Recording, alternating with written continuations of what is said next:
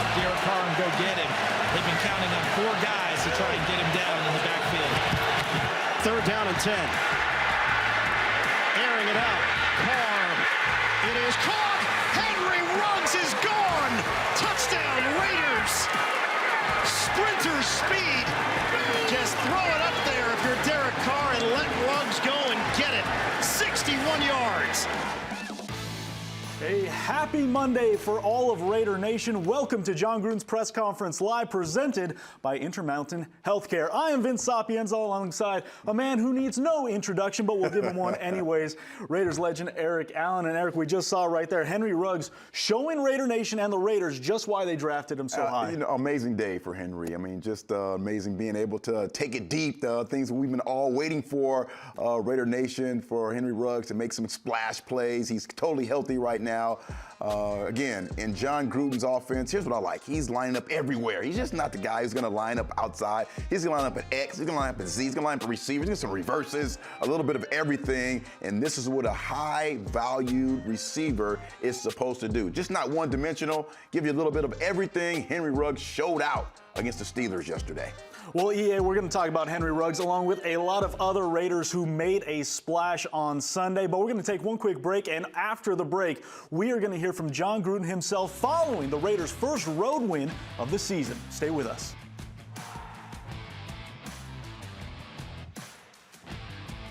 To GoCredit1.com. Jon Gruden Press Conference Live is brought to you by Coors Light, an official beer of Raider Nation, made to chill. Allegiant, the official airline of the Las Vegas Raiders. Low fares, nonstop flights. Book now, only at Allegiant.com. Well, welcome back to Jon Gruden's press conference live, presented by Intermountain Healthcare. Vince Sapienza alongside Eric Allen. We're going to talk a lot about yesterday's road win in Pittsburgh, but first, let's hear from the Raiders head coach himself first, Jon Gruden. How's it going? It's like a lot of people stuck in Pittsburgh, but I'll be happy to answer any questions I can. We're pleased with the start, but also anxious to get going here on Miami. Another playoff team from last year that is coming off a tough loss, but still has a lot of talent on this roster, obviously. As you start preparations for them, not really clear who's going to play quarterback. One's right-handed, one's left-handed. How difficult is that to kind of start the process? Yeah, well, we know Tua from competing against them last year. We also seen Brissett when he was a Colt, so we know something about them both.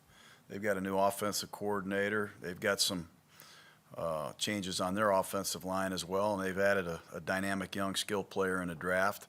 We always have a lot of respect for their tight end and certainly Devontae Parker. So they got an arsenal of weapons, and I'm just more worried about my quarterback right now today than anything. Jon, when you look at all the free agents that have brought in, even since the end of training camp, Mike Mayock's done a good job of getting you guys that fit your system. Could you talk about Mike's contribution to the 2-0 start, please? You know, there's enough credit to go around right now. But again, I'm not going to stand up here. I don't have enough time to do that. Mike's doing a good job. His staff is doing a good job. Our coaches are doing a good job. Everybody's got a hand in it. And, you know, obviously some of the players that have been brought in here have paid huge dividends, but we got a long way to go yet. Jon, you just mentioned you're worried about your own quarterback. What is the latest with Derek and his ankle? He had an MRI on it today. I think he's going to be able to play. I'm not sure. Will have the official injury list for you. I'll make sure that it gets officially laid out there in your hands, but I think right now he's questionable. Jon, what are just 2 games in, but what are a couple of things that maybe you look at and you say, maybe even you underestimated part of this team when you studied this team now just through 2 games and all through the summer? And now you've seen him in 2 games. Is there something that maybe you even underestimated with this team? I think it's the kind of players that are here. You know, forget about the talent for a minute. You know, one of the things I've always felt in football is certain teams have a brotherhood. Certain teams don't. You can try to make it a family brotherhood-like atmosphere, but sometimes it's impossible to do.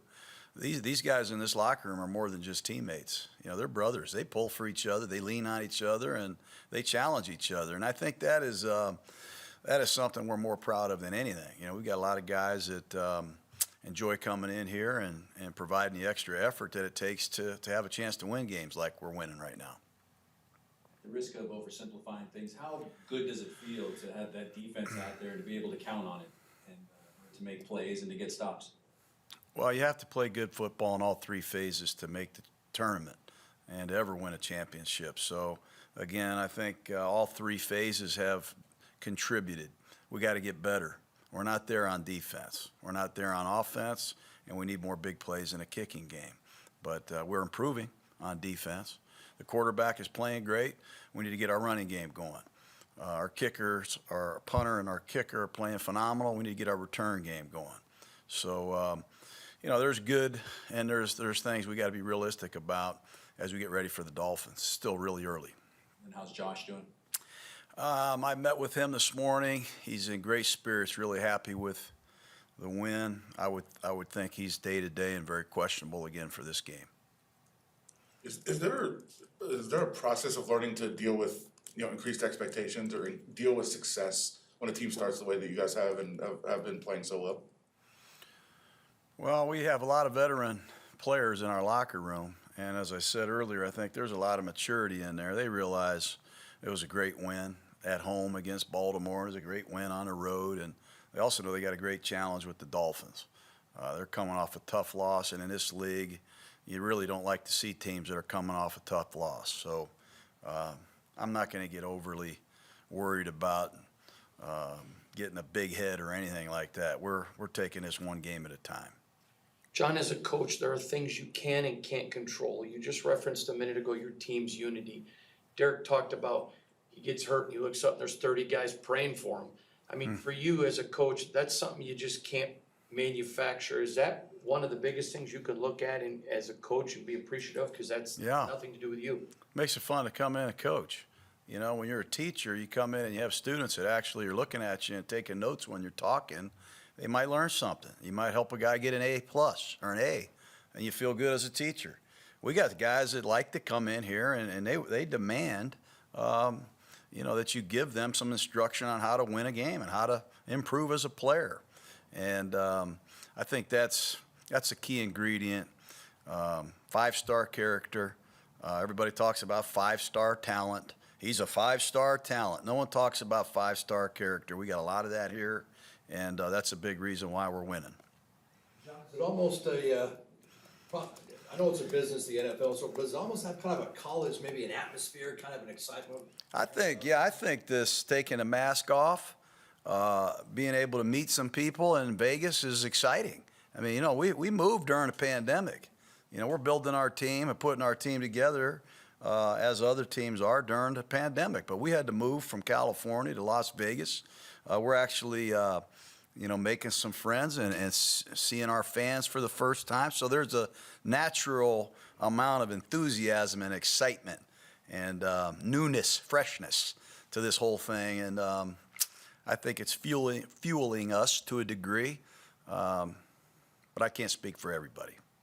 You guys brought in Kyle Sloter, quarterback of the practice squad. What do you know about him and what do you think about him? Well, we had him in earlier. I can't remember exactly when. You know, he's had some good preseason moments. He's a talented young player. With Mariota out, you know, you see Nate Peterman taking all the scout team reps. You don't get to see practice, but we have a lot of reps, and we got a pass rush that's coming. And every day I worry about somebody stepping on Nate and not having a backup quarterback. So, you know, we have to be smart. Sloter will be a quick study. He's a smart guy, and he'll take a lot of the scout team reps that Nate won't take now. With an injured hamstring, Yannick still played, I think it was 30 reps right in that window. I think 29, yeah. Could you just discuss his toughness and what bringing those free agents? Yeah, they're tough. You know, he's a captain on the team. He's always been tough. He's a strange tough. He's a really strange tough. This guy likes it. I think he enjoys the misery, being double teamed, being chipped, the hot moments, pressure-packed situations. I think he takes a lot of pride in performing at a high level when he's not 100% physically, and maybe the protection sliding to him. He finds a way. That's why he's one of our captains. That's why he's one of the premier rushers in the league. Darius Philon sucked it up yesterday, played through some things, as have a lot of other players. But Jermaine Illuminor, again, great work at right guard. Peyton Barber, great work stepping up in a critical moment for us. And Yannick is certainly a guy we're very proud of. You talk about that. I know now that you've had a chance to look at it, I know you talked about it last night a little bit, but that 61-yard bomb to Ruggs and just kind of what you saw, just kind of how that unfolded. Well, we, when you call plays, it's sometimes you hit the lottery, sometimes you don't. Sometimes you don't get the coverage you want. Sometimes you do, and I think we got the one-on-one that we looked for. We didn't pick up the protection as exactly like we wanted to. We had hoped it would have been cleaner for Derek, but he hung in there, made a great throw with an unblocked Steeler in his face to his right. But we got the coverage we had hoped for. We got the matchup that we wanted, and give Ruggs credit, give Carr credit. They made a heck of a play in a very meaningful situation. John, any update on Alex Leatherwood? Yeah, we're going to call it a back strain, so he's being evaluated as we speak, and we'll list him, I'm sure, as questionable until we get further information, but we need our right tackle for sure. And then defensively, you guys obviously brought in a lot of guys, but how important was it to bring in not only just guys, but guys that were familiar with Gus's system?